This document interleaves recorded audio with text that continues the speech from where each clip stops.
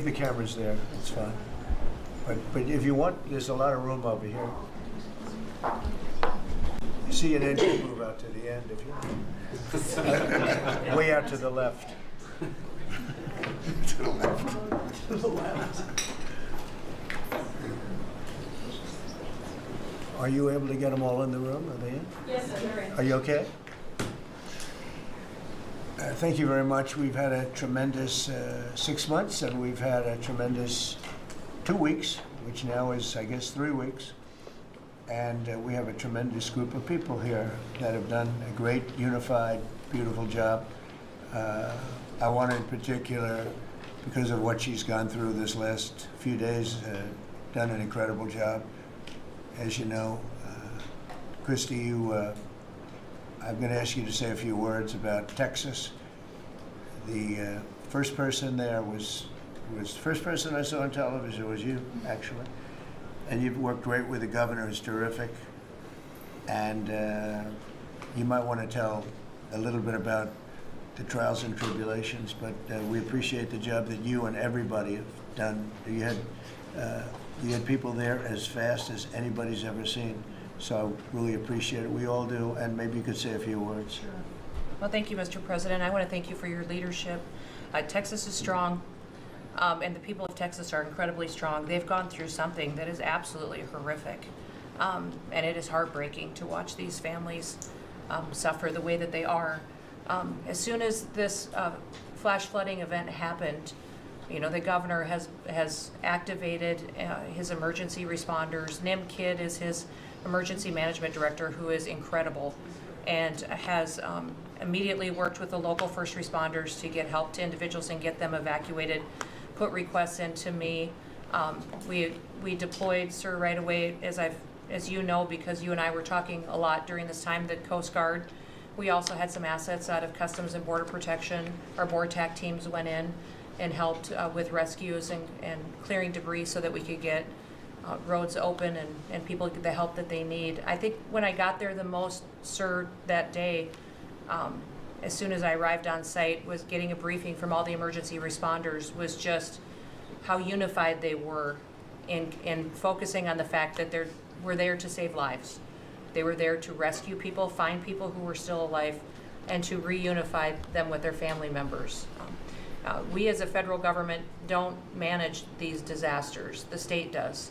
We come in and support them, and that's exactly what we did here in this situation. FEMA went to an enhanced level immediately, but as soon as you signed the major disaster declaration, we were able to get them resources and dollars right away, just like you envisioned, through state block grants to help them with cleanup.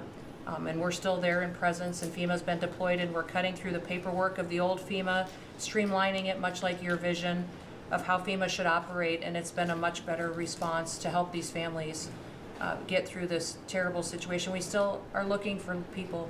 We're still looking for a lot of little girls and other family members that were camping along that river, and they will continue until they find every single person, and we will continue to help them and assist in that. I was surprised when I got there at the camp that day, right after this happened, the parents that were there, the parents that were looking for their children and picking up their daughter's stuffed animals out of the mud and finding their daughter's shoe that might be laying in the cabin, and just hugging and comforting people matters a lot. I'm extremely grateful for God's hand in that whole situation, because hundreds and hundreds and hundreds of people were saved. And this is a time for all of us in this country to remember that we were created to serve each other. God created us to take care of each other. And that when we do that, we are happier, we are more fulfilled, and we can walk alongside people on their worst day and help them get through it and come out the other side, knowing that we can continue to live a life that God has purposed for us. So they're grateful for you. Several times the day after the flooding, you and Melania were on the phone with me, and I want to thank you for that. That meant the world. I was able to tell many of those folks that I had been visiting with you, and that you had said whatever they need, Christy, let's deploy it and get it down there and be helpful. And on Sunday, when the families were waiting at a church to identify their children's bodies, Franklin Graham and I called in and prayed with the families and read some scripture with them, and he was incredible in making himself available to that as well. We'll be back down there in a couple of days and continue to do all we can, but this is an unprecedented event. It really is. There's been tragedies like this around the country, but everyone is unique in different situations, and the response the federal government had supporting the state through this, I'm proud of the people that stepped up and immediately came. The Coast Guard, when they came in, they had a difficult time even getting the aircraft in and landed. They had to try several times in the weather to get it in and deploy, and I think we've heard about, our one Coast Guard member that was responsible for saving over 165 people, but that entire crew did incredible work. And all the first responders there did incredible work. And I know people are getting tired now, but they're getting reinforcements and volunteers are showing up. And I just want to commend the governor and his team for being the leaders. And they're so thankful that you're letting them make the decisions and manage the response like it should be.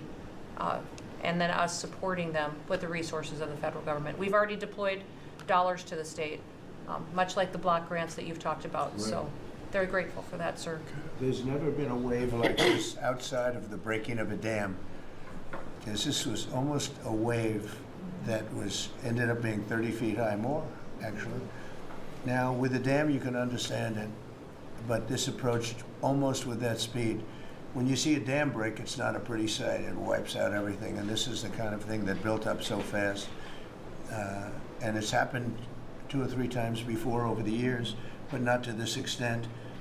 But tell them when you met the father who was picking up the daughter's clothing. And I had walked through the sad. cabin where all the little girls died, and I had kind of fallen apart in there, but I walked out of the cabin, and a gentleman was standing there, and he said, that man over there needs a hug. And so I walked over to him, and I hugged him, and I said, do you work here? And he said, no, my little girl was in that cabin. And he said, and I just found her best friend about an hour and a half ago. She had passed away.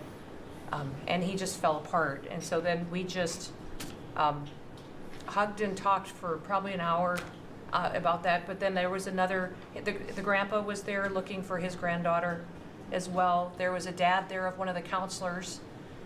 The counselor was alive, but she was dealing with the fact that she had hung on to some of these girls and was trying to keep them out of the floodwaters, and had gotten hit by something and had lost 2 of the girls and wasn't able to hang on to them, and was going to live the rest of her life thinking about that moment when she wasn't able to hang on to these girls. But these parents were picking up their kids' belongings out of the mud and throughout the camp and putting them in bags. And then one of the dads said, I knew 50 of these girls here. So I knew that was her dress and my daughter's friend's dress, so he was picking it up and putting it in a bag to return to her parents. And so it was and then the director was there comforting everybody who had lost his father the night before too, and he was still there trying to facilitate all of these parents grieving their children and find them. So the strength of people is incredible. One of the things that I asked there today, that day, was that they all have escorts or counselors when parents come in. So from that point, that when they came into the camp, that they have somebody with them when they're going and looking for their children's belongings or looking for their children. And so very emotional, but also just so tragic. The relationship with Texas and the governor has been obviously very good for years with me, but the relationship with Texas and their first responders and us with our first responders and lots of other people, and we brought in a lot of helicopters from all over, and we had a lot of helicopters. It was actually dangerous, a lot of helicopters up there, but they were real pros, and they were responsible for pulling out a lot of people, and we got them there fast, and Texas had some good ones too, but the response has been incredible, and the fact that we got along so well, I don't know. I don't even think that's a political thing. but we got along so well, and it was so unified. I think a lot of lives have been saved. That could have been as bad as it was, and you could have lost double or triple.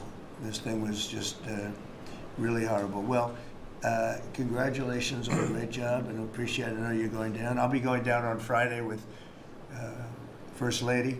We'll be taking a trip, and we don't want to get in anyone's way because that's what happens. The president goes, and everyone's around focused on. I don't want anyone to focus on us, but it's possible they could have somebody saved still. There's a lot of areas. It's a big area, and it's probably unlikely at this point, but there could be. I mean, they're thinking there could be the possibility, but what a tragic situation. A good job, and we'll see you on Friday, and we'll finish out the day here. I think you've been reading a lot about, it's a terrible topic when you talk about financial after this, but we have a big country and we've been doing very well. The tariffs, as you know, are starting to come in at record levels. Tremendous amounts of money are coming in to our country. We never did that before. We're not used to it. We only have tariffs going out. We only adhered to the rules of other nations who charged us tremendous tariffs because we were led by stupid people or people without any business sense. And I'd like to ask Scott, you could maybe talk a little bit about how well we're doing with regard to the money coming in. And the big money will start coming in on August 1st. I think it was made clear today by the letters that were sent out yesterday and today. Go ahead, please. Yes, sir. We will have taken in about $100 billion in tariff income thus far this year, and that's with the tariffs, the major tariffs not having started till the second quarter. So we could expect that could be well over $300 billion by the end of the year. We don't agree with CBO scoring, but for those who do, the CBO scored tariff income over the next 10 years at $2.8 trillion, which we think is probably low. And, sir, under your leadership, we're witnessing. And they gave us no credit during this last little, the great, big, beautiful bill. I always use the word great. I add that to it because it really is what it is. It's never been anything like it, actually. And I want to thank all the Republicans that voted for it. And I want to, scold the Democrats because they're voting for tax cuts. They're voting for no tax on tips, no tax on Social Security, no tax on overtime, and many, many other things far more important than that. Great health care.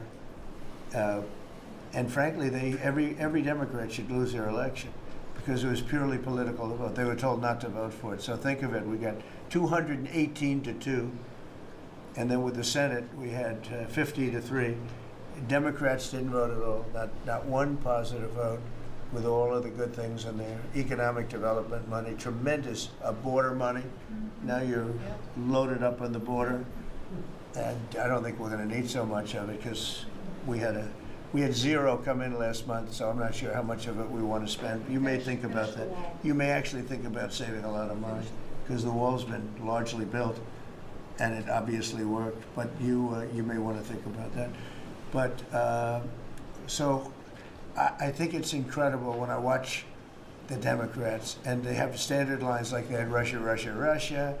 They had the laptop from hell. It all came from Russia. They make things up and they go with it, and they feed it to you people in many cases. And they said, "Here's our line," and I hear the new line is death. Oh, it's death. Everyone's going to die. It has nothing to do with death. In fact, we're saving our country. Death is from allowing 25 million people into our country, of which 3 or 4 are stone-cold, hard criminals. 11,888 are murderers, many of them committing more than one murder. That's death, and the Democrats did that. Joe Biden did that by allowing people to come in here, just totally unchecked, unvetted, open borders, open borders. The whole world was dumped into our country, from prisons, from gangs, from mental institutions. We have many people walking the streets, walking in areas that we don't know anything about, that came out of insane asylums. They released their the insane asylum population into our country, and it's amazing the job that you and Tom Homan are doing, by the way, on that. but we have to get them out. And we have no choice. We have to get them out, and we are getting them out. And so, Pete, you want to tell them about our great military and how well we did with respect to the bombers and the B-2? We had the pilots here 2 days ago, and they were incredible people. Go ahead. Yes, sir. Truly a historic mission, and demonstrated the skill and courage of the United States military. From those B-2 pilots and families that we had a chance to meet, sir, to the fighter pilots, to the refuelers, to the maintainers, to the air defenders who defended the base. What was demonstrated on the world stage was American military might and capability. And it wasn't just Fordo and Esfahan and Natanz that took notice in Iran. It was the rest of the world. That we have a decisive commander-in-chief willing to use these capabilities, which are the best in the world. As the president pointed out, no one else could have done what America did there on that night, and everyone took notice of that. With the One Big Beautiful Bill, sir, we've got $150 billion additional to invest in Golden Dome and all the other weapons systems and stockpiles and shipbuilding priorities of yours. Another month, another historic recruiting bump. It's not just the Army and the Marine Corps anymore, it's the Navy, the Air Force, and the Space Force, all historically ahead of where they've ever been. So historic spirit inside the military. We had a chance to be at NATO, Marco and I, and see how the world responds to us saying it's time for you to shoulder the burden and take the lead for your continent. It only happens with President Trump leading. And we're proud to be a part of what's going on at the border, sir, with now a fourth national defense area where we're helping get to that number 0 and securing the border. But that mission, Operation Midnight Hammer, re-established deterrence. It reversed what happened in Afghanistan. You saw the debacle of what Biden allowed to happen in Afghanistan and what that did to our image. President Trump said, with Operation Midnight Hammer, we're reestablishing American leadership and deterrence, and we're proud to be a part of it, sir. And our so-called enemies were watching. They watched every minute of it. They watched. There was very few people that weren't watching, actually, but they watched every minute. It was a perfect military performance, the likes of which we haven't seen in a long time. I mean, if you compare that to the same country, the hostages from years ago, Jimmy Carter, it was unfortunate for Jimmy Carter. He was a nice man, but with the helicopters going down, the sandstorms, the prisoners, they got captured, then the election and the prisoners and Reagan and all the problems. It was nothing but problems. And that was a failure. And ours was not only the pilots. I mean, those machines flew for 37 straight hours. They didn't stop. They went skedaddle. You know the word skedaddle? It means skedaddle. They dropped the bombs and somebody said, skedaddle. Let's get the hell out of here. And every bomb hit its mark and hit it incredibly. And as you know, the Atomic Energy Commission said it's gone. That place is gone. We had a lot of fake reporting, mostly from CNN, where a scammer writer, a writer for CNN, who should be fired, by the way, she was involved with the 51 fake intelligence agents, if you remember that. She did that story, created a story out of it. She created a story out of the laptop from hell, saying it came from Russia, but it actually came from Hunter Biden's bedroom, or worse.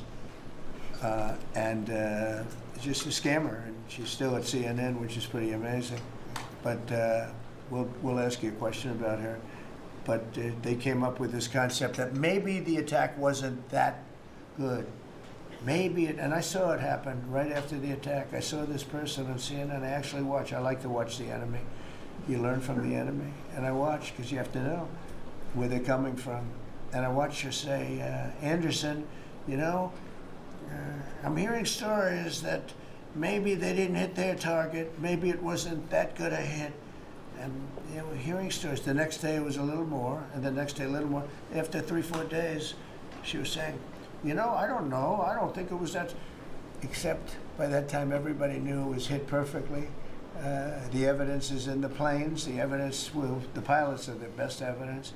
But they actually came out of their plane because they were here the other day, and they said, it was so sad. We did such a good job. We flew into very dangerous airspace. I'll never forget, we were in the Situation Room, and they said they have entered Iranian airspace, and everyone took a deep breath because they had more missiles pointing at them, but the equipment is so good, it's stealth, way up in the air, and it was stealth, and they went right through that, and they sort of, by the time they found out they were there, they were already gone, That was the word skedaddle, get the hell out of here. But they were right in the most dangerous airspace in the world, and they took those big, beautiful, very fast. They're unbelievable planes. I mean, they become really beautiful works of art. I always thought they sort of were cool, but now they look better than just cool, don't they, huh? But they dropped the loads, and literally they would hit, if you look at this table, from here to there, they had a half a refrigerator door is the way to best explain it. Take a refrigerator door, average size, cut it in half. That was their target. They hit every single one. Then we had 30 missiles, Tomahawk, shot from submarines 300 miles away. Every one of them hit their target. It was a perfect mission. Then they came back, almost 37 hours. Every plane worked perfectly. The mechanics were here too. I said, you got to get the mechanics here. We didn't have any problems. If you remember, they had a lot of problems with the helicopters, but they did fly through a dust storm, which they shouldn't have done. Sometimes you say, let's go back and try it on a nicer day. Dust and sand don't work well with helicopters if you know much about helicopters, but that was a horrible embarrassment to us. Then we had Afghanistan, which I think was the most embarrassing moment in the history of our country, and we would have gotten out. I was the one that got them down. I would have kept Bagram, the big air base, which right now is controlled by China, one among the most powerful runways in the world, thick with concrete and steel.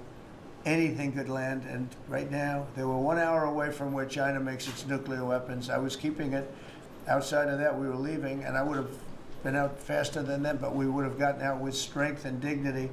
Instead, that was the most botched up mess I've ever seen. They left all that equipment behind, and every year they have a parade running down some third-rate street with the equipment. It's supposed to be Fifth Avenue. It doesn't work. But with all that equipment that they left, they should have taken every ounce of it. I was taking every ounce. I said every screw, every bolt, every nail you take out of there. And Millie said, I remember one time, sir, we're better off leaving the equipment. Why? Well, it's cheaper. I said, cheaper? You mean it's cheaper to leave a $150 million airplane rather than flying it into Pakistan or India or someplace, or just flying it straight home? It's cheap. Yes, sir. That's when I knew he was an idiot. Didn't take long to figure that one out. But they left all that equipment, but they left their dignity behind. It was the most embarrassing moment, in my opinion, in the history of our country. Not that we got out. We should have not been there, but that we got out the way we got out, with great embarrassment and death. You had 13 young people. I've gotten to know their families very well, but you had hundreds of people killed that nobody talks about. Yet the other side, many people were killed. Many people are walking around with no legs, no arms from that whole thing. They left from the wrong airport. They should have left from Bagram, because Bagram was a big base with hundreds of miles of fencing and territory around it. Nobody would be able to get near it. And they left. So, we've done a great job. And I think people are really starting to see it. They're starting to appreciate it. Pete's done fantastically. That mission was a work of art. And I have spoken to some of our perceived, I don't know if they're enemies, but they're perceived as being potential enemies. And they essentially said the same thing. Very impressive. There wasn't a thing that we didn't lose an engine. We didn't lose it. They landed and they were cheered. But the sad thing was they were cheered, and one of the pilots said, we were a little concerned because when we got out, we were told that on television they were reporting that we may have missed our targets. Sir, we hit every target. That's what I do for a living. We hit every target. In fact, when the bombs hit, a yellow haze came over the horizon that I've never seen before. It just lit up the whole horizon, brighter than the sun. It was like looking into the sun. He goes, we hit our target, because you know what that was exploding. And but they were a little downbeat because they listened to that fake CNN reporting and the fake New York Times. They worked together to try and say that it wasn't perfect. They couldn't say what they missed. All they could say is, maybe it wasn't perfect. And you ought to fire that reporter immediately. You should fire her. Real fake. And so I just want to congratulate those pilots. And a lot of people don't like bringing things like that up. I do. I always like confronting, because otherwise the public doesn't know that you're a bunch of crooked people. But they know, they've learned. And the media has to straighten out their act. You know, the media is down to 17% approval. You got to do a little better than that. It's important for the country that you do better. I think they ought to make a lot of changes. I think changes are going to be made to the media, but it's hard to have a really successful country if you have a corrupt media, and we really have a corrupt media. And nobody really knows why. I mean, why would you want to have open borders and criminals pouring into our country? Why would you want to have men playing in women's sports, transgender for everyone? You know, you'll have to figure that out. But some of you don't. I mean, I'm looking at some people, they love the country, but I look at other people and they can't. But we were really proud of our military. It was, and the people that maybe don't like us or want to play games with us, because I think that had you not had the situation in Afghanistan, I don't think Putin would have gone in. I think when Putin looked at how stupid and incompetent that operation was, he said, wow, this might be a chance. And we're dealing with him now too. We're not happy with Putin. I'm not happy with Putin. I can tell you that much right now, because he's killing a lot of people. And a lot of them are his soldiers and their soldiers, mostly. And it's now up to 7,000 a week. And I'm not happy with Putin. Okay, any questions? Yes. Yes, sir. You just said that you're not happy with Vladimir Putin. Is there anything that you plan to do to act on that feeling of unhappiness? Well, I wouldn't be telling you. Don't we want to have a little surprise? You know, one of the things we did with the attack is that, and you asked that question, I didn't mean to be rude, but I'm rude because I'm looking at some of these crooked people up here, so I'm rude, but your question was asked very nicely. But one of the things we did is we went over every fact. We wanted to get every fact straight. We wanted to have the distance straight, the number of pilots straight. Everything had to be correct, because we want to be, this was a very important mission. If we failed on this mission, it was beyond the war that, you know, obviously we had with Iran and Israel, and a lot of hatred, a lot of years and years of hatred, centuries of hatred. People have never seen anything like it. So we wanted to be correct with all our facts. So, you know, what I was doing is just asking, it would be great if the media would be correct with their facts. That's all we ask for. So, hey, go ahead. So finish it up. Oh, yes. Just sort of turning back to Russia, if there's anything that you would signal about your displeasure with them. Well, look, I'm very unhappy with them. There's no reason for this. It's turned out to be tougher, but it's only tougher. And I will say the Ukrainians were brave, but we gave them the best equipment ever made. We gave them the anti-tank busters that knocked out tanks. I mean, you just aim them in the direction of the tank and the tank is gone. We gave them missiles, the latest and the greatest. They were able to shoot down a lot of things that would have normally wiped out.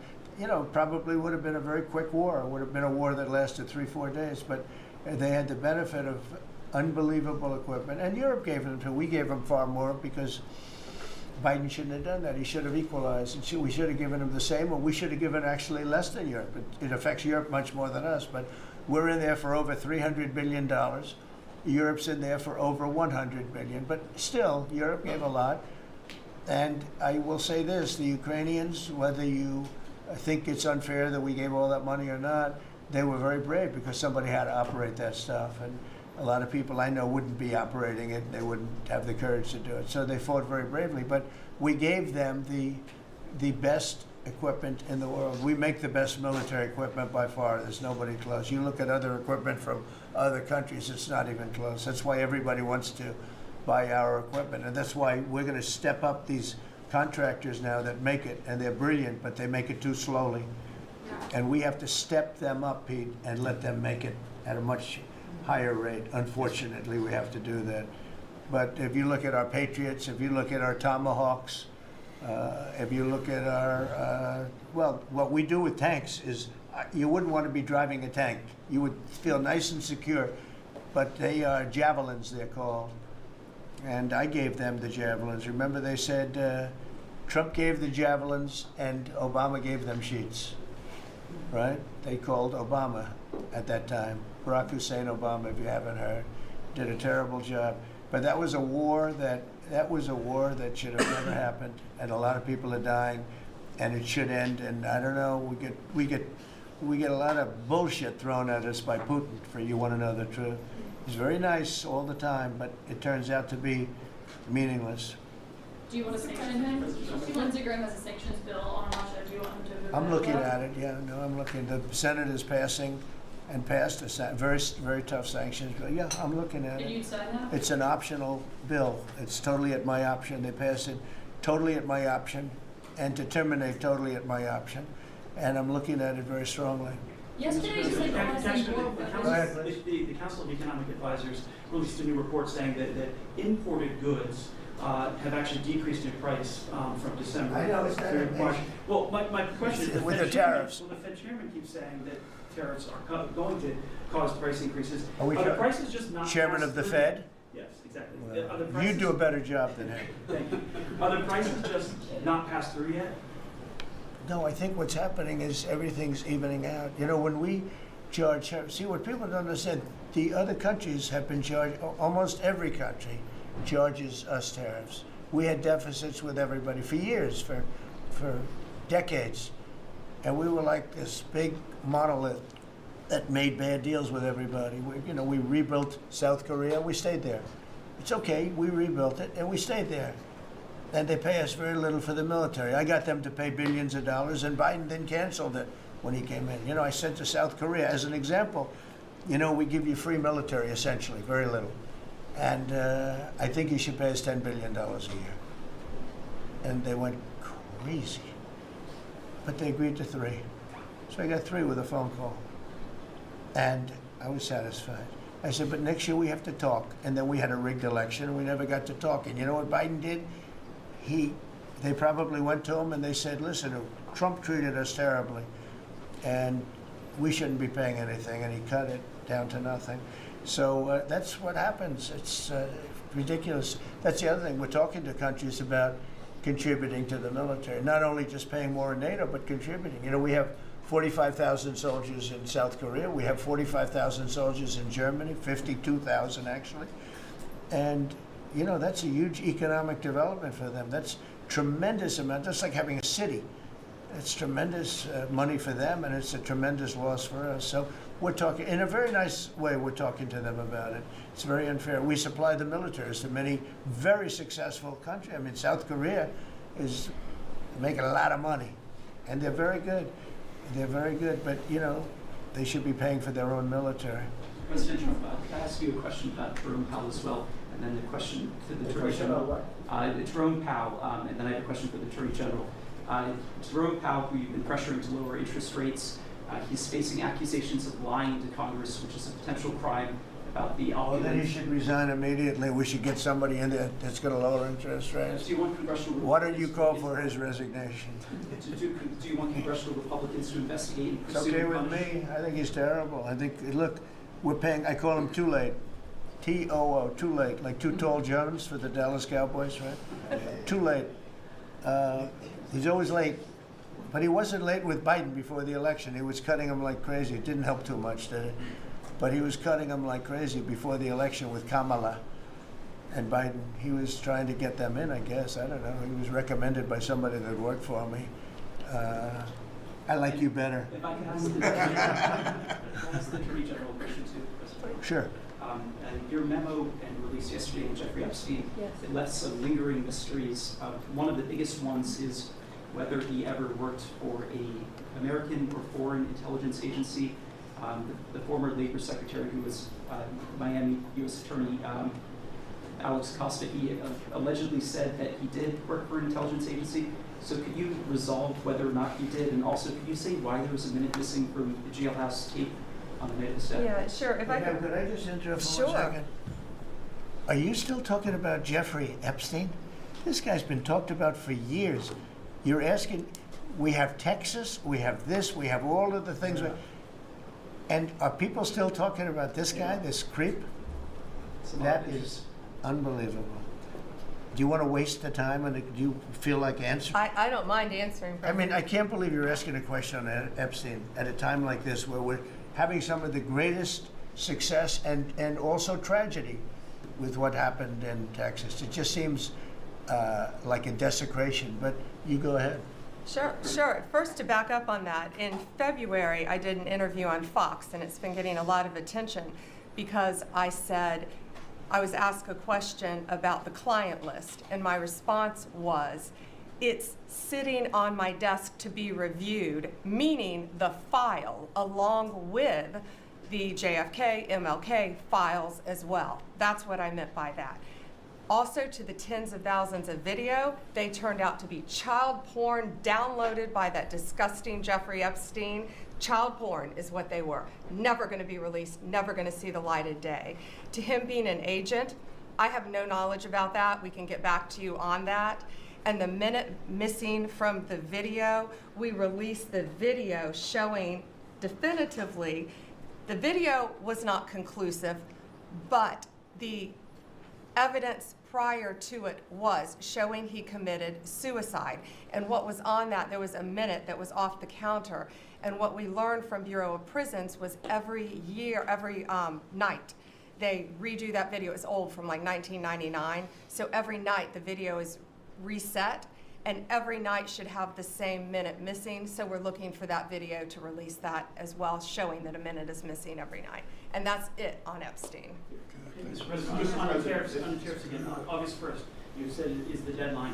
What incentives do countries have to negotiate? It seems that deadline keeps moving. It was April 2nd, now it's... We didn't move, no. It's always been August 1st, that's when we're paying it. A statement was put out today, and I put it out just to make it clear. It wasn't a change, it was August 1st. We don't change very much. Every time we put out a statement, they say, he made a change. I didn't make a change. A clarification, maybe. No, August 1st they pay. And everybody pays, everybody has to pay, and the incentive is that they have the right to deal in the United States. If they don't want to, they don't have to pay, and they don't have to deal here. But if they want to buy and make a lot of money and sell in the United States, they have to do that. If you go back and look at some of the good presidents, our country was the wealthiest, proportionately the wealthiest, from 1870 to 1913. It was an all-tariff country. We didn't have income tax. That came in in 1913. We had tariffs. And we had so much money we didn't know what to do with it. We had, we had a couple of presidents that were very, very strong. McKinley, I guess, more than anybody, but he was the tariff king, but he was very, very strong. It's sort of sad. He made a fortune for this country, became very rich, and then Teddy Roosevelt went out and vice president, and he spent the money. And they said Roosevelt was a great president. And let's say he was a great president, but the money was paid by McKinley with tariffs. Tariffs are charged by other countries at levels that are ridiculous. And I call those other countries to say, and every one of them is willing to give us everything now, by the way, just so you know. Sir, we'll charge you no tariffs, nothing. We'll give you everything. We'll give you access to our markets.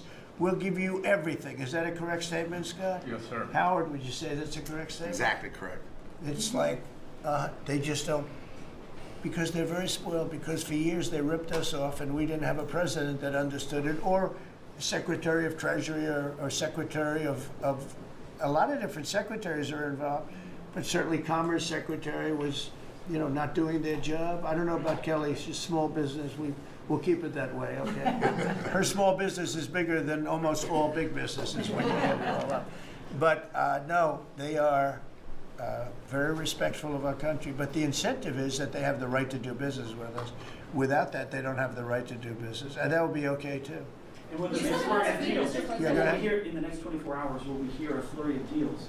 Yeah, we have a lot of them going out. But the deals are mostly my deal to them. We're picking a number that's low. We don't want to hurt them, and fair. We're picking a number that's lower than, in most cases, lower than what they charged us. But it's amazing when you've paid all this money for years and they get one president that's a little bit different and a little tougher on this subject, and they're willing to drop everything they've been charging us for years and years. We have countries going, we will have you don't have to pay any tariff to come in and do business. They're giving us total access to their countries. They gave us no access to the country. They say, well, you cannot go into our country. Okay, good. Now it's, we will give you total access and you don't have to pay any tariffs. But please don't charge us tariffs. And we don't like that deal. So the letters I send out are, we have made some deals. We can make a lot more deals. It's just too time consuming. It just makes it more complicated. And we can do things over the years too. You know, we're not hard line. But it's about time the United States of America started collecting money from countries that were ripping us off and laughing behind our back at how stupid we were. Okay? Thank you. Mr. President, Yellow, in the yellow.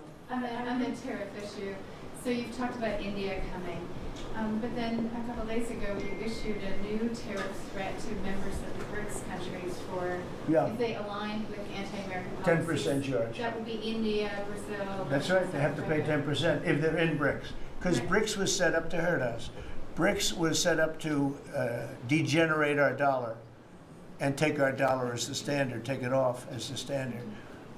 And that's okay if they want to play that game, but I can play that game too. So anybody that's in BRICS is getting a 10% charge. Is that immediate, sir, or is Yeah, that pretty if soon. they engage in some behavior?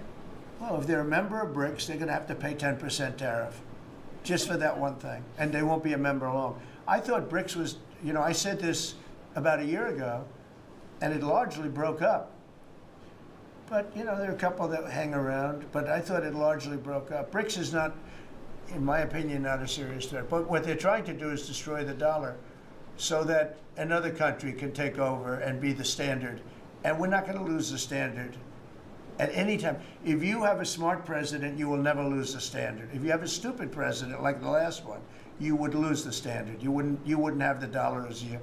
And if we lost the world standard dollar, that would be like losing a war, a major world war. We would not be the same country any longer. We're not going to let that happen. The dollar, you ever hear the expression, dollar is king? The dollar is king. We're going to keep it that way, okay? And I'm just saying, if people want to challenge it, they can, but they're going to have to pay a big price. And I don't think any of them are willing to pay that price. There's some question Thank you, Mr. President. Are you optimistic about reaching the tariff deal with the European Union soon? Well, the European Union has been speaking to us, Ursula and the whole group, and they've been very nice. They treated us very badly until recently. Now they're treating us very nicely. It's like a different world, actually. They've treated us very badly. They were among the toughest to deal with. Actually, in many respects, they were much worse than China. Look at what they do to our companies. They sue Apple, they sue Google. 17 billion they got from Apple on a lawsuit that they didn't have a case. They have, you know, judges that are European Union judges. And they ruled, they take so much money away from our country in terms of that, in terms of other things that they do. They're very tough, but now they're being very nice to us, and we'll see what happens. We're probably 2 days off from sending them a letter. We are talking to them. I just want you to know, a letter means a deal.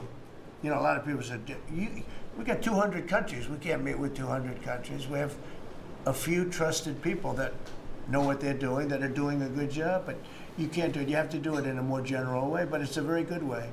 It's a better way. It's a more powerful way. And we sent them a letter. You read the letter. I think it was well crafted. And mostly it's just a little number in there. You'll pay 25%, 35%. We have some at 60, 70. Those are ones with massive, you know, where we have massive trade deficits because they've treated us very badly. But I would say in every case, I'm treating them better than they treated us over the years. Don't you agree with that? I do. I could have done much. I could have been much harsher. I don't want to do that. We want to have relationships, but in every case, they treated us far worse than I'm treating them. I'm treating them very good. I could go higher with the tariffs, but I don't want to hurt them. That's why when you just read it, you come up with the number. It's so incredible that prices are actually going down. Just so you know, when I got in, everyone said, "Oh, eggs are going through the roof." That was the first. I was in for about 4 days, and they started screaming at me about eggs. They said, "That's Biden's problem." I didn't know about eggs, but eggs went up about 5 times. You did a fantastic job, and we ended up shortly getting. In fact, for Easter, they said, "Go out and buy plastic eggs. You can't use real eggs." Well, we bought 200,000 eggs for the White House for the Easter egg hunt that we have at the White House, and there were eggs. We had the price down, and now the price is lower than it was before. We did a good job with eggs, but we did a good job with groceries. Our prices are down in this country. A big part of it's oil. The oil, you had a couple of places last week, you had $1.99 for oil, for gasoline.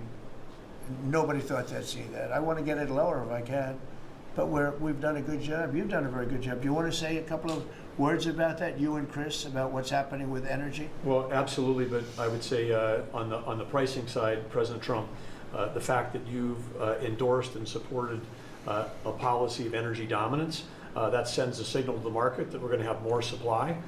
You talked during the campaign about inflation being a country buster. You've broken in the back of inflation. In 6 months, among all the other things you've accomplished. We have no inflation. And we've got, and then heading into the 4th of July, these were the lowest gas prices at the pump in 4 years. And again, for Americans, this is like hundreds of billions of dollars that stay in their pockets because we lower the price of gas at the pump. And when we lower the price of energy, it lowers the price of food. It lowers the price of the clothes you wear. It's the biggest thing. It's the biggest thing. It's like a big tax cut. When you get energy down, every 50 cents is like a massive tax cut, and we've gotten it down much below that. You know, we had great energy, great low prices, everything else. When the election turned over, I'm trying to be nice about it. It turned over, shockingly, but nevertheless it happened. Energy started going up, and it went up really bad, and then he went back to the Trump policy. The problem was they didn't know how to do that, and he lost it. He lost that sucker. That big sucker was out of control, and his energy prices went way up, and that's what caused it. But it was also stupid spending. They spent money like, they used to use the term drunken sailors, but I won't use that term. Although it is very descriptive, I won't use that term. I refuse to use it. But they spent money at levels that nobody had ever seen before, and trillions and trillions of dollars wasted on the Green New Scam, greatest scam in the history of our country, other than maybe Russia, that might have been. But the Green New Scam was the single greatest scam in the history of our country, and continues to be, but it's weakened badly. It's hobbling along because people are they're finally getting it. But they spent trillions of dollars on the Green New Scam, getting nothing for it. Devised by a couple of young people that weren't even good college students, you know? Not even good students. Check out their marks. Yeah? Can you clarify something else, Mr. President, on what you said last not week? for CNN. You said you were Not for sending CNN. Go ahead. The You last said you jobs send more in the money last to jobs report, Ukraine. Mr. President, in the last jobs report, the manufacturing jobs actually lost 7,000 jobs. When will the investments that you've been talking about have an effect? Well, on they're the- building the plants now. About 7 have started. We're going to have hundreds started within a short period of time. Lee Zeldin, who may be the most important man in this room, I'm sorry, but he's the one that gets the permits. Where is Lee? He's the one that has to get the permits for the plants and the factories, and permits that used to take 5 years, he's getting in record-setting times. AI, we're leading China a lot in AI, and if we go with this, you know, I'm allowing the plants to build their own electric.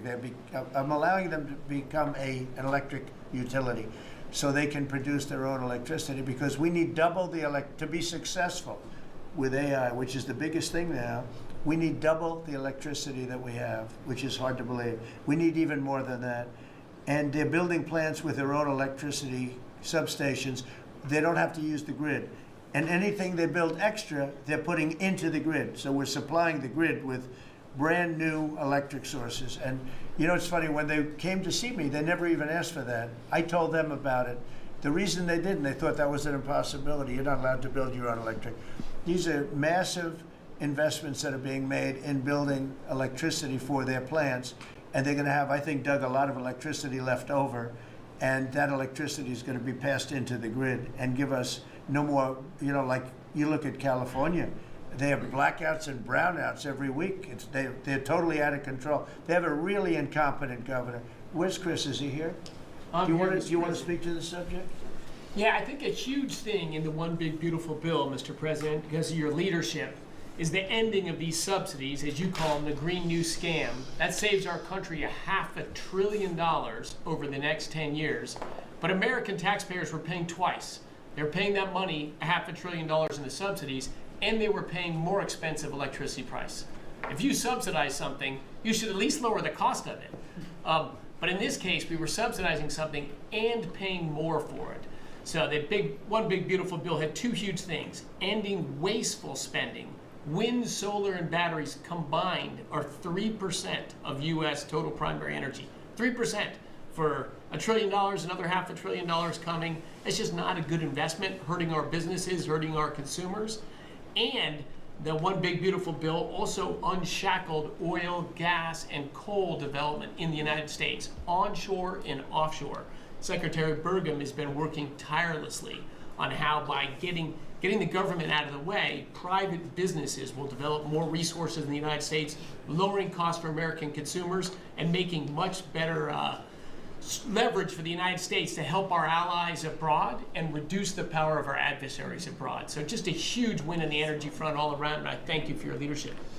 We're setting records now on energy, and there'll be nothing compared to what they'll be in about a year from now, but we're setting records. And wind is a very expensive form of energy. It's very bad for your beautiful surroundings, the plains and the valleys, and the birds are dying all over the place. You know, the whole thing is a disaster. They're almost exclusively made in China. Not that I have anything against China, because I don't have a great relationship with President Xi, but I asked him, how many wind farms do you have? He makes them, but they don't have a lot of wind farms, I'll tell you, very, very few. And wind is tremendously expensive and is very ugly. And if you own a house that's inside of a windmill, your house is worth less than half. And you hear noises. And interestingly, in New England, you probably read, where for 50 years they had 2 wells washed up, 50 years. And last summer, they had 14 washed up. Now, I'm not saying that's the wind farm that was built, but maybe it is, right? Probably is. It's tremendously expensive, and it can only be done with subsidy. You know, I know a man that's in that business, and one of the biggest in the world actually runs a company that builds these stupid windmills. And he said, I hate the business because it's the only energy where you need subsidy. He said, energy shouldn't need subsidy. You should make money with energy. So wind. The other one is the solar, those big solar fields. They're taking our farmland. Our farmers are like mortified by it. They hate it. It's very, very inefficient and very ugly too. You know, probably better than a windmill, but you go around and you see all these things that are 3 miles long by 3 miles wide, and you say, what the hell is that? And it's a lot of plastic from China. It's plastic, black plastic from China. Now, we want to be smart. We're going with, look, China right now is building 58 coal-fired plants, 58 big ones. They have 62 on the books to build. We've reintroduced clean, beautiful coal, because you know you can do a lot with coal now. Clean, beautiful coal, and natural gas, and all of the other things that we have. But we don't want wind, and we don't want solar, because they're a blight on our country. They hurt our country very badly, and smart countries don't use it.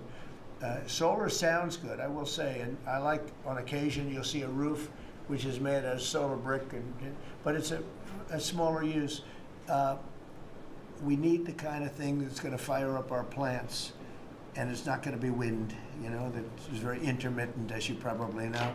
But they've spent a fortune. They've spent trillions of dollars on this stuff, and I'll just give you one other story. A friend of mine is a very successful guy. He went back to see his mother in Minnesota. Hadn't seen her in a long time, and he wasn't back for 10 years, which isn't a nice story. I mean, you don't see your mother for 10 years. She's got some difficulties, which I know the guy. He does have some difficulties. He's very successful, but probably not the nicest person. It was actually longer than 10 years, but he went back and he told me he wanted to go and look at the valley. There's a valley in Minnesota that he thought was so beautiful, and I hadn't seen it in a long time. He's driving along the road. He said, oh my, I'll use the word gosh, oh my gosh.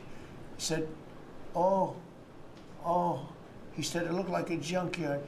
You had 159 windmills. They were all over the place. Some were old, some were newer. different companies, different shapes, different sizes, different colors. Many of them were terminated. Terminated meaning closed. You can't take them down because the environmentalists don't let you bury the blades because they're made out of a fiber they say is bad for the earth. So they want you to put them up, but they don't let you take them down. But many of them were turned off. He said it looked like a junkyard. Go to Palm Springs, California, and take a look at that pile of junk. And you go into a wealthy neighborhood. Before you get there, you have to ride through hundreds of windmills that are, most of them are turned off. They're rotting, they're rusting, they're 30 years old, 20 years old, and they have a very short life. You know, those windmills have a very short life, especially the ones that are in the nice salty Atlantic Ocean and Pacific Ocean where the salt just gets under that steel and decimates it. Now, it's a horrible, horrible thing for our country. And I speak out. It would be nice to say wind, because it sounds so good, doesn't it, Doug? Wind, wind. But it's not. It's these ugly machines, and they're all made, you gotta see, some are a little taller, a little shorter. They're made by different companies. They have different stocks. They have different blades. They have different everything. It is so horrible. And if you look at smart countries, they don't use it. Smart countries don't use it. And we're now a smart country. We're not we're a brilliant country. We're not smart, we're brilliant now. We're gonna be a brilliant country. We have to be, because we have to catch up for some really stupid people that did a bad job. Yes, Brian? Yes, Mr. President, I've got a quick comment, some feedback as a native Texan, someone that I grew up bringing my kids to a camp very near the affected camp now. Thank you on behalf of Texas. I've gotten hundreds of messages that want to thank. If you're in the cabinet room, you can tell the president and his team on behalf of Texans, thank you so much for the quick response and the loving and the hugs. I saw that you gave. Two quick questions. I saw a Palestinian senator. His name is Schumer. He's a great Palestinian. No, he's a Palestinian. He's become a Palestinian. He's abandoned the Jews. But I saw him say, it's Trump's fault. Yeah, that's right. It's Trump's fault. He was actually, do you ever see John Lovett's The Liar? Where he goes, yeah, I went to Harvard. That's right. This was Schumer. He goes, yeah, it's Trump's fault. That's right, it's Trump. I actually saw that stupid guy try and blame it on me, and I said, man, that's a tough one to take. But his career is limited because I hear AOC is going to beat him, and she's no bargain either, by the way. Go ahead. Well, I'm just saying that's an example of an America First team effort to get this country back. So that's what America First looks like for the viewers watching us at home. My two questions. It looks like we have a rogue judge, an Obama-backed rogue judge that is attempting to block the funding to Planned Parenthood, which the big, beautiful bill cuts off the funding to Planned Parenthood. Any plans to challenge that? Okay. Absolutely. Yes, we're on it. We're on it. And I texted, I believe, I talked to yesterday Secretary Lutnick and Secretary Besson. I reached out to you to let you know that we were on it in the big, beautiful bill. Wonderful. And then I let her handle that question. Did you notice? I said, go ahead, handle that question. It's all to her. Then my second question was Secretary Rollins. You did an amazing press conference today in front of the Department of Agriculture. You talked about the Farm Act and the need to get China out of our country, owning farmland. For the viewers at home that might have missed that, can you recap what that means, national security, to make sure we can grow our own food? Well, thank you, Brian. Sir, if you don't mind. Yes, this morning Secretary Hegseth, Secretary Noem, and Attorney General Bondi and I had a press conference at the USDA. I just happened to have a chart in case it came up, but obviously the Chinese owning of farmland in our country is a massive national security issue. And for the media, you can see the yellow is where all of the farms have been purchased over the last number of years. And the red is around all of the military bases where that farmland has been purchased. So this is a massive national security issue. The press conference this morning included 3 of our greatest governors as well, Sarah Sanders from Arkansas, Jim Pillen from Nebraska, and Bill Lee from Tennessee. The states have begun taking a leadership role to ban the purchasing of China farmland. Obviously, Congress needs to step up and catch up, and we're going to be working alongside of them as well. We have some of our members, great members of Congress there, but it is time. And I think that this morning was symbolic of many things. The first of this administration working every day to effectuate President Trump's leadership and unequivocal support of America First. But second, just how close we are as a cabinet. I don't know in any other administration that you'd have 4 cabinet members at the USDA on a Tuesday morning when it's about 110 degrees outside with the sun beating down on us talking about, sir, your vision. So I think it was a great day. It was just the start. There's an executive order coming and some other things coming behind that. But protecting America's farms isn't just about protecting our farmers. It's also about national security. So that's what we discussed this morning. I do want to say that I think we have had a really good relationship with China lately, and we're getting along with them very well. They've been very fair on our trade deal, honestly, and I hope we're going to have a great relationship. It's a big, strong, powerful country. We're more powerful than they are. We have much better military equipment than they do, but we are getting along with them very well. I'm getting along with President Xi very well. We speak often. And with all of that being said, and I understand what you're saying, but I think we're getting along with China very well. Mr. President, you have sent more weapons to Ukraine, as you said last night. Last week, the Pentagon paused some shipments of weapons to Ukraine. Did you approve of that pause? We want to put defensive weapons because Putin is not treating human beings right. He's killing too many people. So we're sending some defensive weapons to Ukraine, and I've approved that. So who ordered the pause last week? I don't know. Why don't you tell me? I think that's a question for the Go ahead. Mr. Yeah. President, on immigration, the Secretary of Agriculture did say this morning that undocumented workers would not be covered by any amnesty from working on farms. You had said maybe that the ISA folks won't go after those folks on farms. So which is it? There's no amnesty. What we're doing is we're getting rid of criminals, but we are doing a work program. Do you want to explain that, please? Yeah, this morning we talked about, of course, this was a top of mind question. This morning we talked about protecting the farmers and the farmland, but obviously this president's vision of no amnesty, mass deportation continues, but in a strategic way, and then ensuring that our farmers have the labor that they need. Secretary Chavez-DeRimmer has been a leader on this. Obviously this comes out of the Labor Department, but moving toward automation, ensuring that our farmers have that workforce, and moving toward an American workforce. So all of the above. We've got to give the farmers the people they need, but we're not talking amnesty. Laura, do you want to say something about that? Thank you, Mr. President. On this, thank you, Secretary Rollins, how important this is never to displace the American worker. What the Department of Labor is doing is focusing on what the law entails now, being more modernized, more streamlining, to work through the H programs. We're going to have a concierge approach to that, where we have developed a new office to answer the need of our farmers and ranchers and producers, and not to displace the American worker, and follow within the law now, and that does not include an amnesty program at all. And we've seen that working, and we'll continue to have that roll out. On the other topics that we've somewhat talked about, the jobs numbers, Mr. President, 4 months in a row we've seen those jobs numbers increase. That's an exciting time for our manufacturers. That was asked earlier. We know it's going to take some time, but through that deregulation process that Lee and I are working on as well, the Department of Labor has rolled out 63 new deregulations that we're going to be moving through. In the first Trump administration, it was successful with over 30. We've just rolled out 63 new ones in order to double down on those manufacturing companies, to let them know that we have signaled through this process that we will assist them in getting the workforce that they need. It's an exciting time. That one big beautiful bill, that was the signal to my former colleagues in Congress to get this done. It's been an important time. I spent time on the ground visiting 7 states in 9 days prior to that bill being passed, because it was the most pro-worker piece of legislation that we will ever see really in this country right now.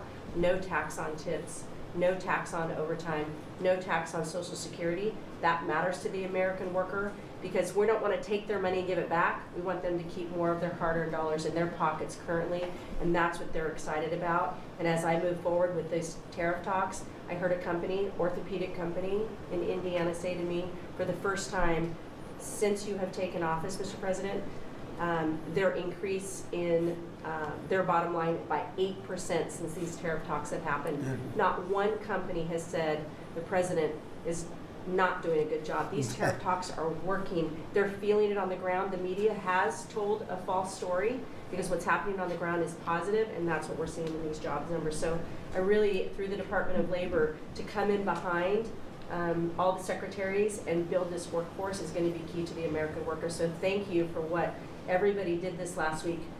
The One Big Beautiful Bill is a doubling down of this, and we're going to see these workers start to grow. And that apprenticeship program is going to be working. That's we'll right. have that million apprentices across the country. We, as you know, we're building plants all over the country now, which you weren't building any plants 4 years ago. You weren't building anything. But those plants, when they open up, it's going to be, you'll see numbers like you haven't seen ever. I don't think in history you'll never see numbers like what we're going to see in the very near future. Many of them are building the plants. Some are just starting right now. You know, it's a brand new administration.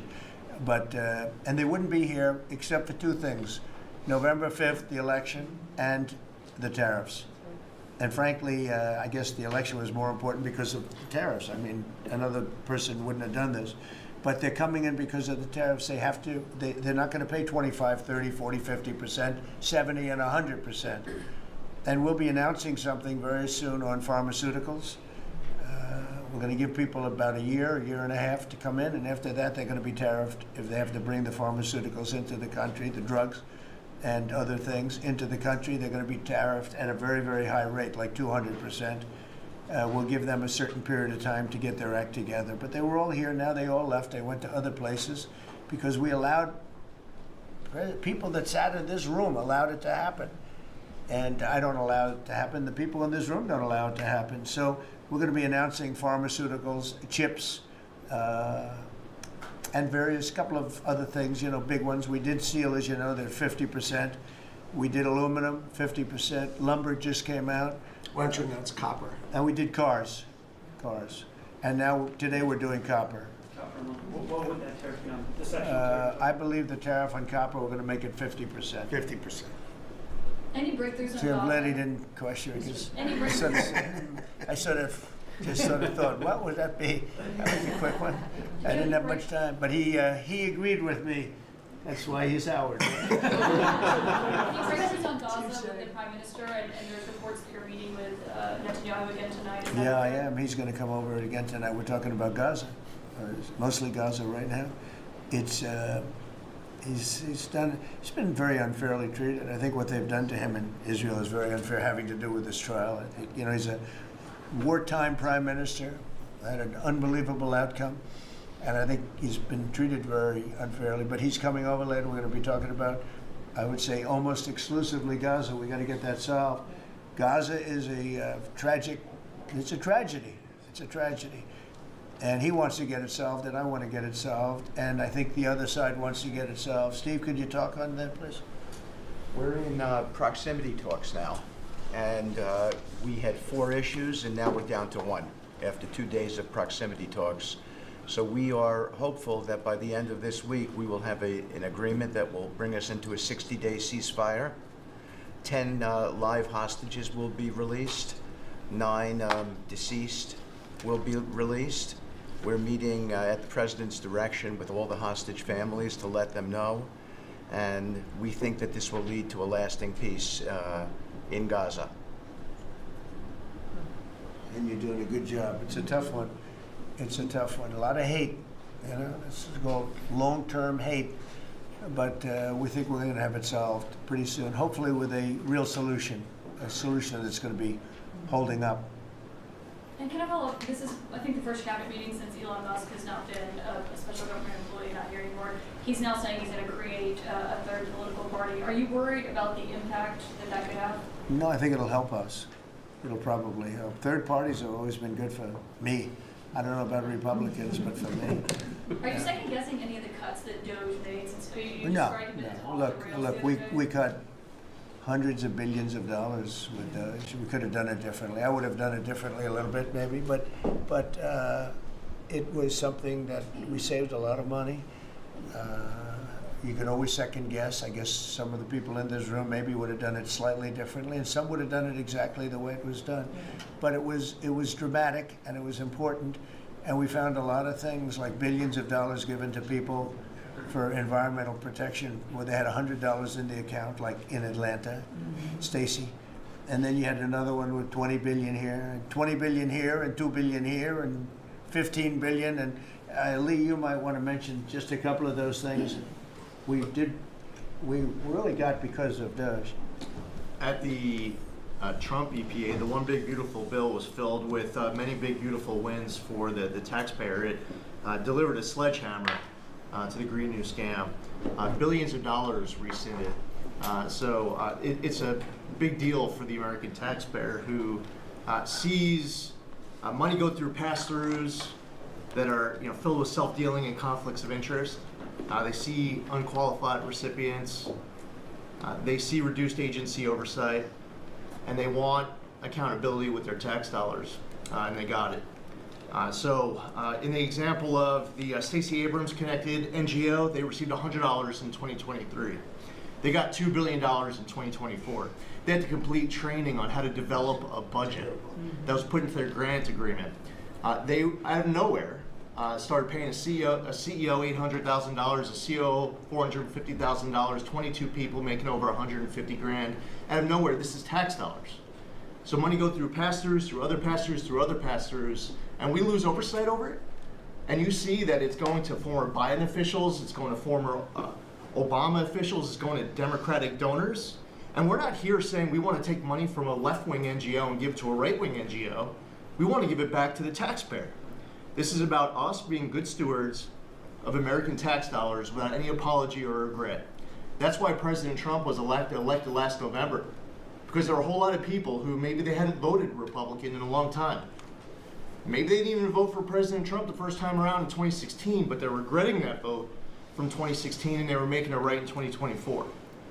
So the One Big Beautiful Bill gave us the tools to rescind billions of dollars more. We're seeing hundreds of thousands of dollars that'll get wasted per electric vehicle as an example of this money that was going through it. They gave $50 million to a group called Climate Justice Alliance. They say that climate justice runs through a free Palestine. The Biden EPA gave $50 million to a group that says the climate justice runs through a free Palestine. We say that if you're going to spend $1 in the name of remediating an environmental issue, then spend the $1 on remediating an environmental issue. We say that we can protect the environment and grow the economy. We want to help grow more baseload power in this country. So why is it that it took this long for this team to get assembled, to be able to fix the mess that we inherited? But gosh, we love showing up at our jobs every single day, first thing in the morning, because all day long we get things done for the American taxpayer. And Congress did its part last week by passing One Big Beautiful Bill to deliver this accountability and to cut off the Green New scam. So maybe it's a bad day for Stacey Abrams. Maybe it's a bad day for all those well-connected Democrats getting paid off. But you know what? God bless America. Because at the end of the day, President Trump is here, J.D. Vance is here, and the greatest cabinet ever assembled to deliver that much-needed and highly demanded accountability. Well said. That was a very good answer.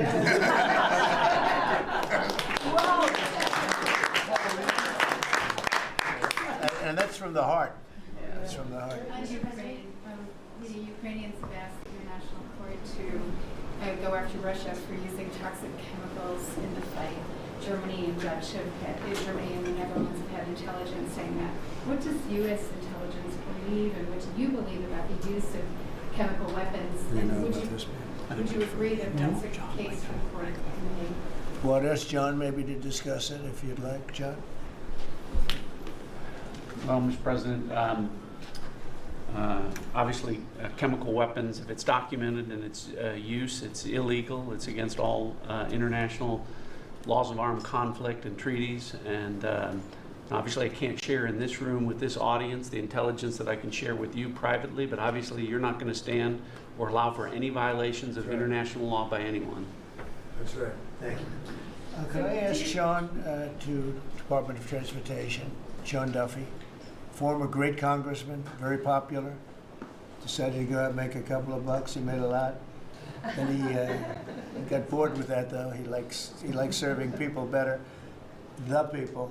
And could I ask you to just discuss a very important subject to me, and that's the modernization of our equipment at airports so that planes aren't crashing into each other and bad things don't happen. It should have been done many years ago. We were going to do it, and then the election precluded that, unfortunately. But We're doing it now. Could you tell them where we are? Yeah, if I could start with Newark. You guys all covered what happened in Newark. We had outages for a couple of 30-second outages a couple months ago. We have, in 2 months, Mr. President, it's historic speed, laid new fiber lines for communication and tested those in the next month. So those new lines for the Philly Tracon that controls the Newark airspace, they're up and running, lightning fast speed. June was the most on-time June ever in the history of Newark for air travel. So that's going incredibly well.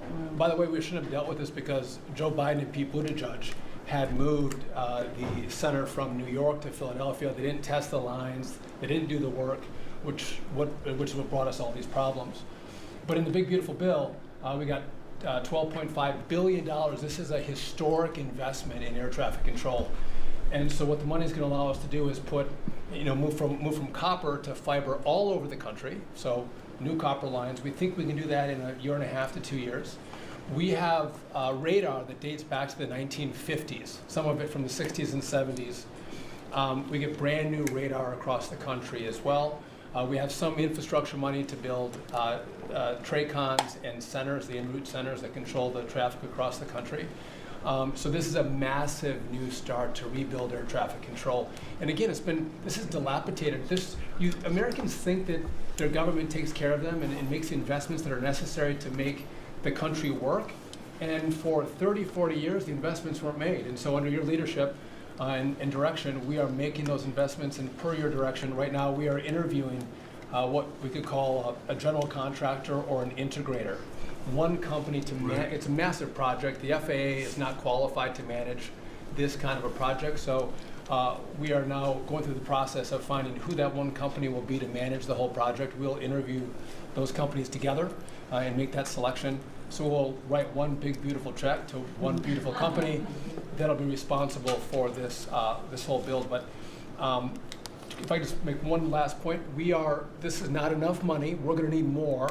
But this is a massive new start. The biggest investment. We'll need some more money on top of it, but a great start from the big beautiful. It's a starter. The starter. It's very important to us. And just to cover that, there have been accidents, and my pilots, I would often hear them say, "Oh, good," and they would use a different system, a different country to land in New York.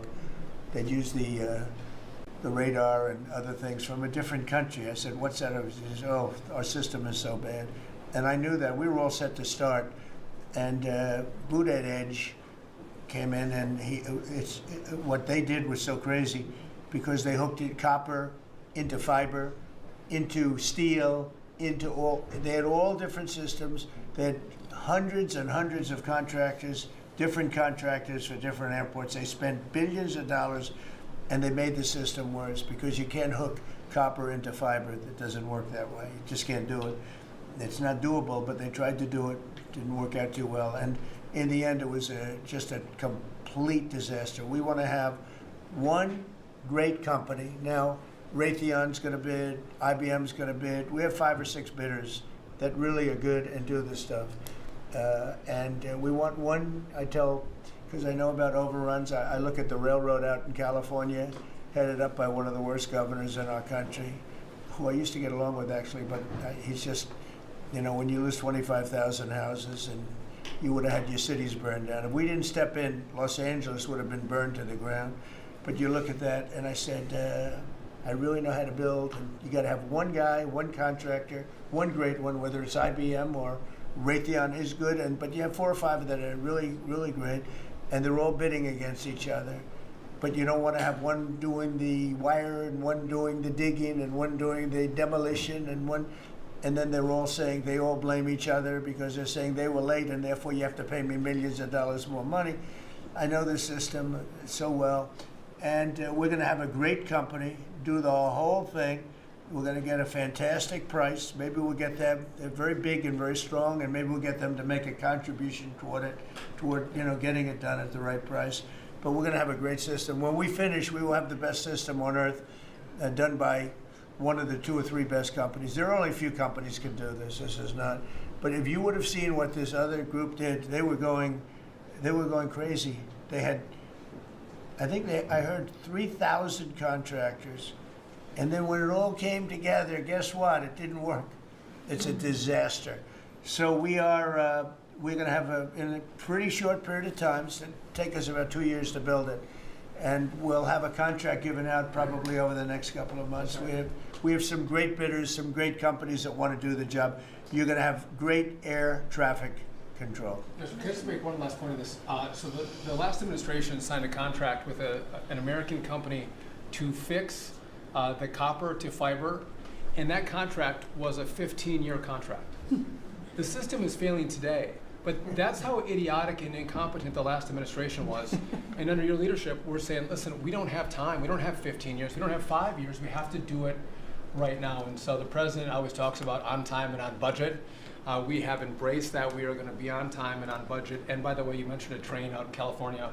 Stay tuned for, probably give us 5 days and you'll have an answer on what's going to happen with the $4 billion that we potentially have invested on a train that's going to go nowhere. It's going to be $120 billion that'll never connect San Francisco to LA. Again, the last administration wasted so much money on projects that never work. If you're going to have high-speed rail, you're going to invest billions, we should actually have high-speed rail in America, not boondoggles that fund political friends and allies and family They have members. from San Francisco, inside of San Francisco to inside of Los Angeles.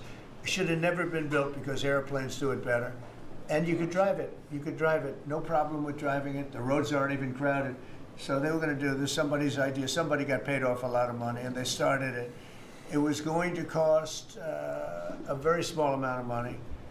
And it ended up costing literally hundreds of times what the original. And now what they did is they said, well, going into the city is too big a deal. So we'll leave it 25 miles short of the city. So now they're leaving it. They're not going to finish it, really. It's not the same project. So now they're leaving it outside of San Francisco and outside, short of each. They just want to get it done, and I've never seen cost overruns. You know, if you have a cost overrun of 10%, you should be ashamed of yourself. 20%, you should not do any more jobs. This is a cost overrun of 2,000%, something like that. It's unlimited, and it's not finished. And maybe it will never get finished.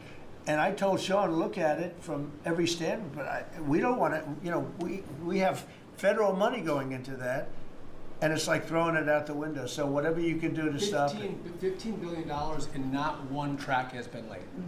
$15 billion and we're 16 years into the project, not one track. Mr. President, Mr. President, on New York, you're the most prominent Republican in the country from the city. What do you want? Is there anywhere else? I think I can say. I don't want to be a wise guy. Perhaps I can. Maybe Marco. But how do you want Republican voters in the city to vote in the upcoming mayoral election? Should they vote for Eric Adams? Should they vote for Sliwa? Should they pick someone else? Look, number one, you have a communist running, and you shouldn't vote for him. He's a disaster. He's leading.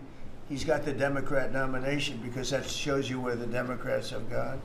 He actually wants to take over the grocery stores of John Catsimatidis, who's a great guy, a rich guy, grocer, does a good job, wants to take over. He actually called me the other day. He's concerned his stores are going to be taken from him, and they won't be run like John runs them. Believe me, he runs a good operation. But he actually said he wants to run his own grocery stores.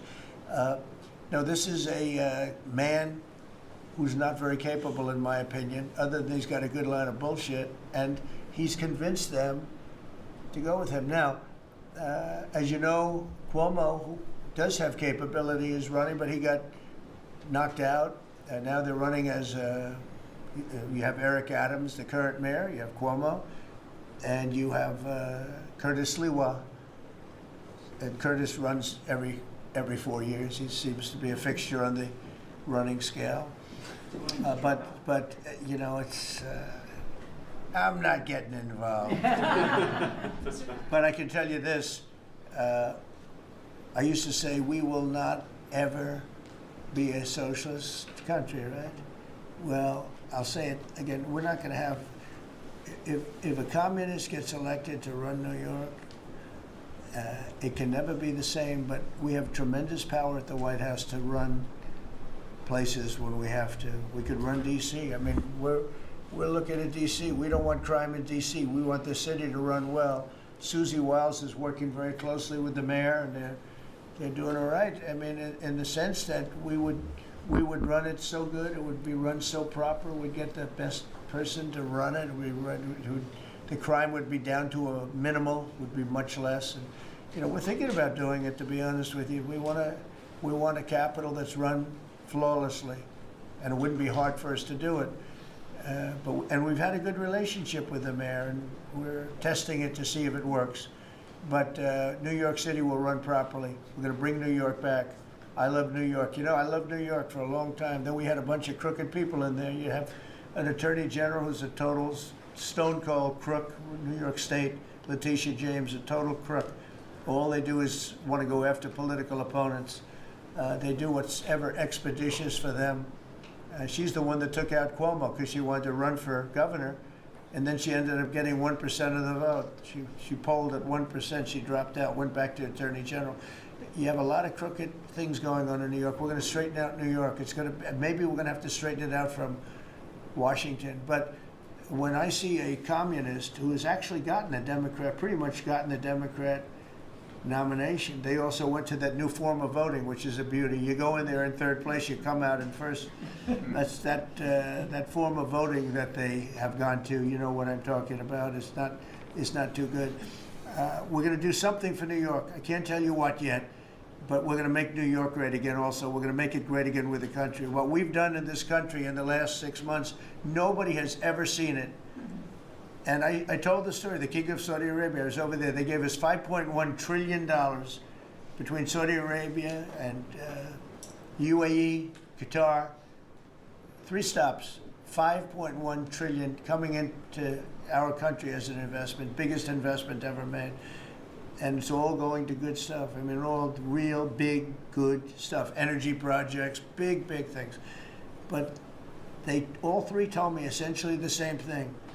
We thought your country was dead, and now you've got the hottest country in the world. We're right now riding the hottest country. We all, and you can all be proud of it. We're in the hottest country. This is the hottest country in the world. There's nobody close. Made hotter by some great pilots and great machines that nobody else has. Those great, big, beautiful machines, they rode those machines right into the toughest territory. And nobody knew what the hell happened. And then they hit their targets perfectly, and it was complete and total obliteration. And that's why that war ended, Steve. They told me that's why the war ended. The war ended when they saw that, it was over. And we're very proud of it. But we have the hottest country in the world right now, from a country that was close to dead. And if I didn't win, if you would have had the other person win, we all know who she is. Whether it was she or Biden, they're the same. He may have been more competent than her, and that's hard to believe, right? But if you had that ideology in, I don't believe you would have had a country anymore. I think you would have had a country that was broken up. But we had a dead country. Now we have the hottest country in the world, and everybody knows it, and everybody said it. Mr. Vice President, do you have anything to say? Well, thank you, Mr. President. I just want to say that I'm very proud of the whole team.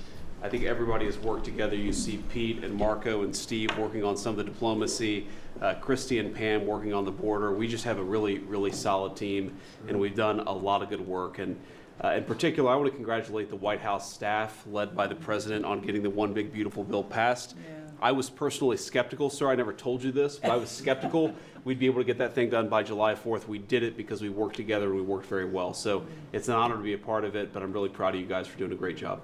The beautiful thing about it, it had something for everyone. That's right. Most people said it had to be broken into 7 bills. It's so big. The problem was that some of those 7 have nothing for anyone, but they had to be done for the country. You know, sometimes you have to do things for the country that aren't necessarily popular. We had a couple of them, and that wouldn't have worked. So the One Big Beautiful Bill, many people said it could never be approved. Too big, too everything. There's too much. But it had something very big and very important for everyone, and it's great for the country. And remember, the Democrats have come up with a false narrative, you know, just whatever. It's just a line that they send to everybody and that they print. I think in the case of this, it's death, death. Everyone's going to die. I heard that. Everyone's going to, just the opposite. Everyone's going to live. What we're doing is saving our country and making it much bigger, better, and stronger than it ever was. I'd like to ask, Marco's been doing such a great job. Do you have anything to say? Well, it's just going through a list here, Mr. President, and I think the Vice President's pointed out to the great team you have, and all these achievements that have happened domestically. But you think about it, under your leadership, we prevented and ended a war between India and Pakistan. NATO's now at 5% for the first time ever, the highest numbers ever. A peace deal between the Democratic Republic of Congo and Rwanda. A 12-day war that ended with an American operation that we're the only country in the world that could have done. Hopefully, pretty soon, a peace deal between Azerbaijan and Armenia. The entire Middle East and the infrastructure of it has the potential now to change because of Syria and Lebanon, and it hasn't even been 6 months. Sure. It hasn't even been 6 months, so it's a great testament to your leadership in this thing. Well, thank you very much, and you've done a fantastic job. Could I just ask Linda, she's involved in so much, she's so talented and so good, and she's working on a couple of little things like Harvard, who was given $5.5 billion over a short period of time. We caught him on that one, that's crazy, but you're working on so much, you want to bring education back to the States. How are you doing? Well, absolutely, and thank you for the opportunity. I think on the big, beautiful bill, what we saw, with school choice, this funding on a national basis at the state level, but there are opportunities now for scholarships more and more often for kids who are in schools. It's going to be a big turnaround. I think one of the biggest accomplishments we had over the past week was the University of Pennsylvania with the Title IX ruling that Leah Thomas was stripped of her title. Riley Gaines and Paula Scanlon and other women who have stood, so strong against men and women's sports. And when you put out the executive order, that just solidified and gave them the opportunity. So those are a couple of really, really big wins, and thank you for that opportunity. And how are you doing with Columbia and Harvard? We're negotiating hard. I think we're getting close to having that happen. It's not wrapped up as fast as I wanted to, but we're getting there. Okay, good. And you've done a fantastic job. Thank you very much. It's been a good team. Yep, you have a great team. Around this table, a lot of people have helped with that. That's right. Thank you very much. Maybe just in closing, we spent a lot of time, effort, very little money on this room. This is called the Cabinet Room. It's been here for a long time. And it had some pictures that were not many of them and not very good ones. And I actually spent time in the vaults. The vaults are where we have a lot of great pictures and artwork. And I picked it all myself. I'm very proud of it. That's Andrew Jackson, great Andrew Jackson. That's a gentleman named, and we call him President Polk. He was sort of a real estate guy. He was, people don't realize he was a one-termer, but he was a very good president. And I'm not sure I should be doing this, he actually gave us the state of California. He was the one. He was the one that helped that out. So I'm not sure, maybe he won't be there for long. But if you notice, the frame is the exact same size almost as the other one is Andrew Jackson. So that was a part of the reason too, I have to be honest. But Polk was actually a very good president who's got the same frame that I needed, okay? And up here you have the original George Washington right behind the light. And then you have Dwight Eisenhower, who was a very underrated president, built the interstate system, and he was the toughest president, I guess, until we came along. But I don't mind giving up that crown, because I don't want to be too tough on it, but we want to be humane. But he was the toughest president on immigration. He was very strong at the borders, very, very strong. And sometimes you can be too strong, though. He was strong on the borders, and during a certain period of time, they were so strong that almost every farmer in California went bankrupt. And we have to remember that. We have to work together. We have to remember that. But he was a very good president and a very good general and a very good president. And I thought he deserved a position somewhere on this floor. And then you have, this is very exciting to me, he was not a Republican, to put it mildly, but he was, he was a four-termer. He was Franklin Delano Roosevelt. And if you notice, there were a lot of ramps outside. We have ramp, people say it's an unusual place for a ramp. It was because of him. He was wheelchair bound. but he was an amazing man. It's an amazing portrait, and we used to have him in the room, a different portrait, and it was a terrible portrait. It was almost like it was done by a child. And I used to say, you know, I can't believe that he would have approved of that portrait of himself. And I was in the vaults and looking at things. I said, what's that? And we have some great curators here. We have 6 curators at the White House. They have 2 for paintings, they have them for furniture, they have them for different things. I guess cost is no object. Okay, cost is, maybe I'd have 1, but that's all right.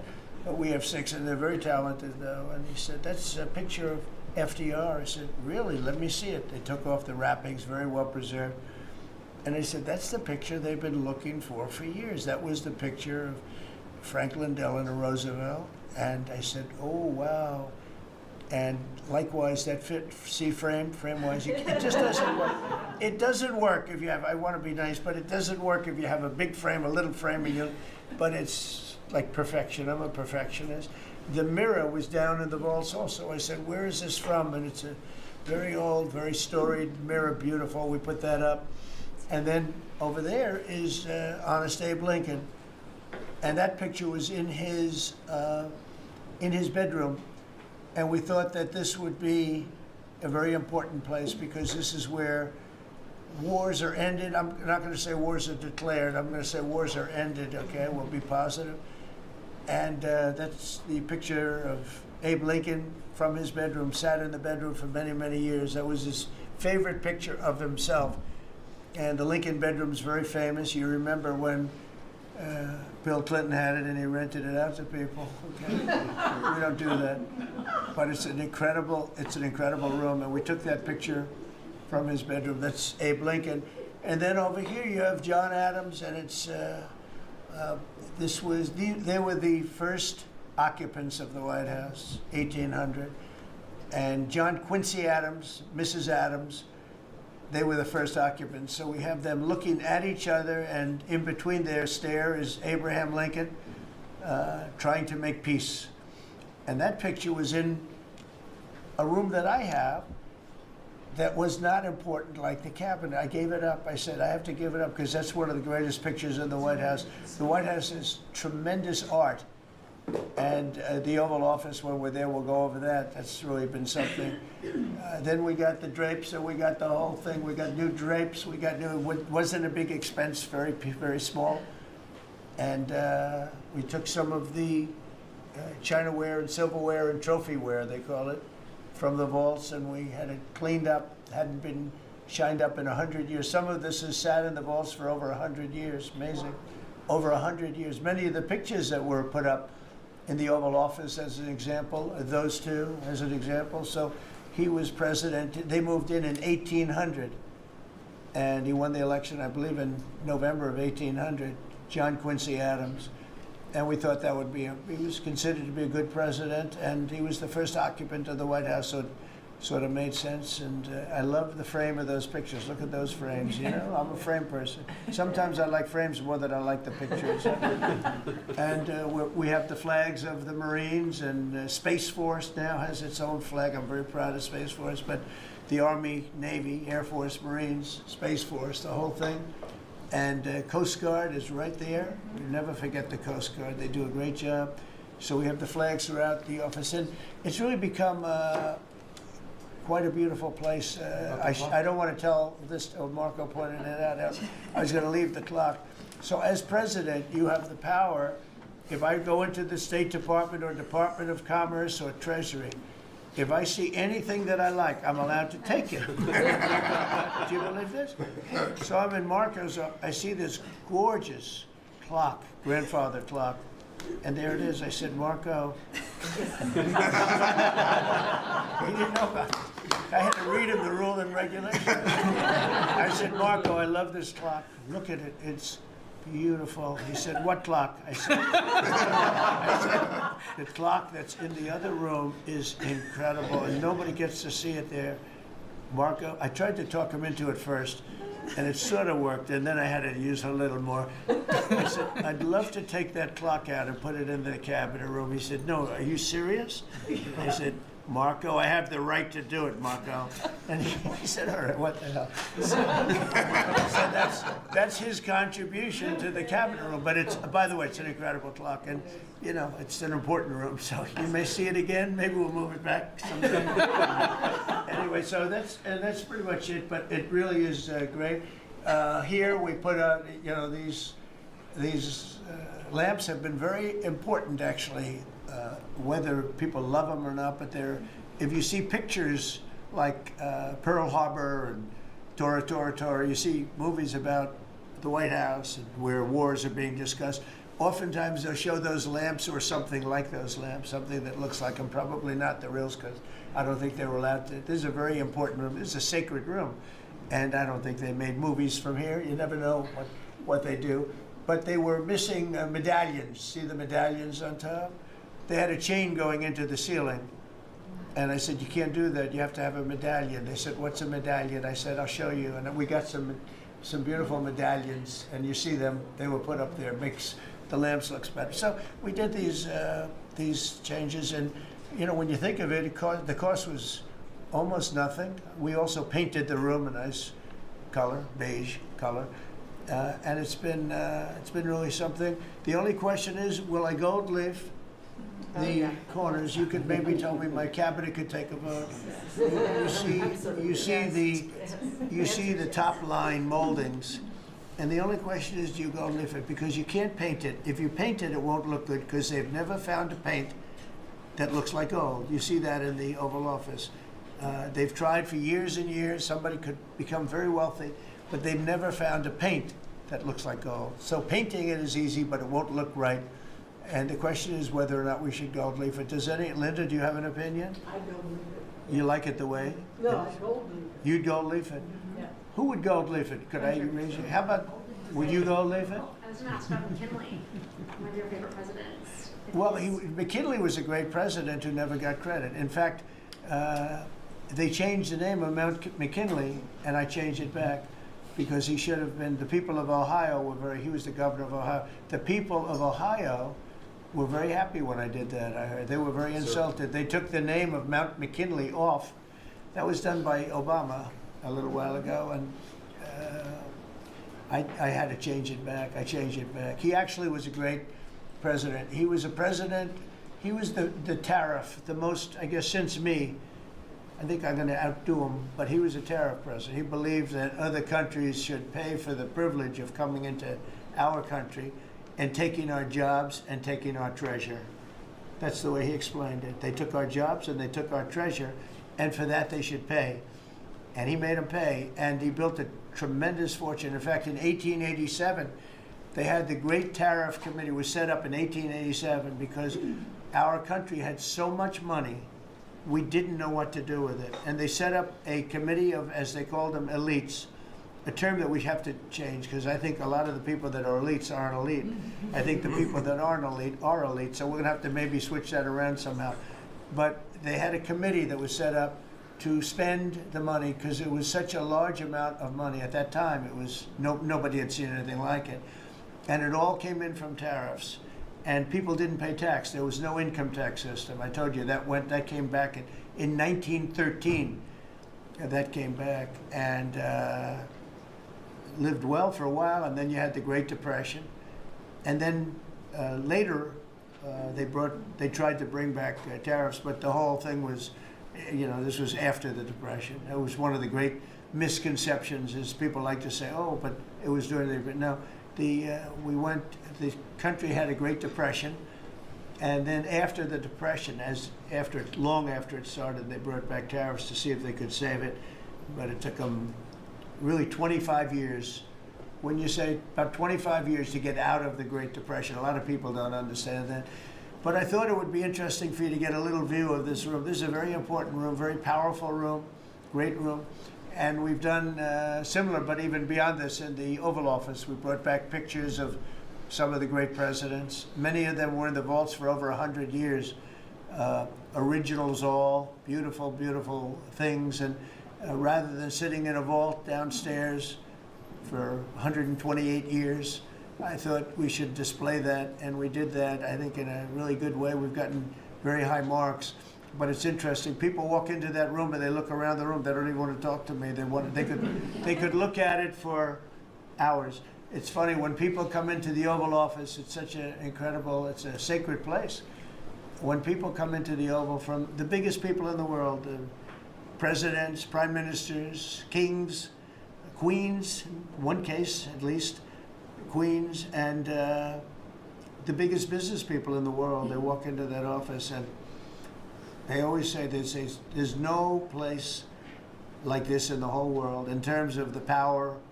And I mean, it's beautiful and all, but there are other beautiful offices. You have businessmen that have offices that are, you know, full floors of office buildings, floor-to-ceiling glass, and they walk in there and they say, there's no place like this anywhere in the world. There's no place. And, you know, it's what it represents maybe more than the physicality of the room itself. So it's an honor to have you all, media. It's an honor to have you. I just want to say we have a fantastic cabinet. Every one of them is a star in my book. And if they're not, I'll let you know about it. I'll throw them to the wolves. I'll throw them to the wolves in 2 seconds, because our country comes first, right? But I just want to thank you all for being here. It's been a lot of fun. Thank you very much, everybody. Thank you.